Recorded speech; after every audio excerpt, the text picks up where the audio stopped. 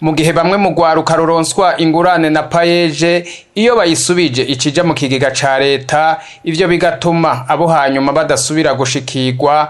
Vyavuzwe na Evariste Ndayishimiye umukuru w'igihugu c'u Burundi kuri uyu wa 12 Nyandagaro uno mwaka i Bujumbura. Hariho ibindi nabonye tuzohinyanyura mu itunganywa rya payeje, kuko hariho ico nabonye ntarinzi kandi nibaza ko tuzoca tubihinyanyura turi kumwe n'ubushikiranganje bw'ubutunzi, kubera twasanze abasubije erega baratabwe gusubiza, benshi barasubije, hari nabo umenga barahejeje ahubwo gusubiza.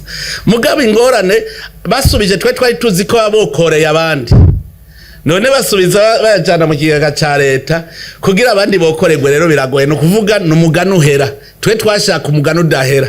No kuvuga abasubije payeje igaciha uwundi asubije igaha uwundi, uwo wundi agasubiza aho uwundi gushikaho n'utaravuka uno munsi azovuka asanga uwo mugambo badanya. Nivyo twashaka kokoreranira, none twasanze bamaze gusubiza bose amahera aciye asubira mu kigega, payeje gacibura. Rero ingene habo bandi nayo ngo kubavuga ko amafaranga y'ingurane payeje ironsa ugwaruka batakaye, arabahumuriza ko n'abatarayasubiza leta ibona hari gucererwa. Rero niho nasanze twace ducererwa kuko nk'abamaze gusubiza arabusanga basubije bamaze gusubiza nk'imiliyoni 25.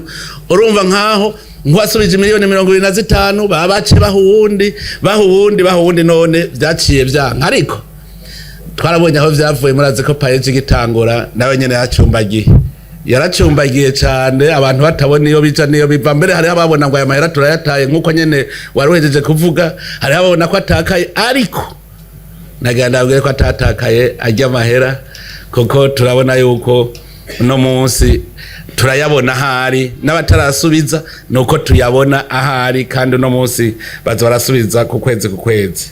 Tubamenyeshe ko ivyo umukuru w'igihugu yabishikirije igihe yariko arishura ku bibazo vy'abamenyesha makuru inyuma yo kurangiza urugendo rwitiriwe Kahavani Nkebuzo.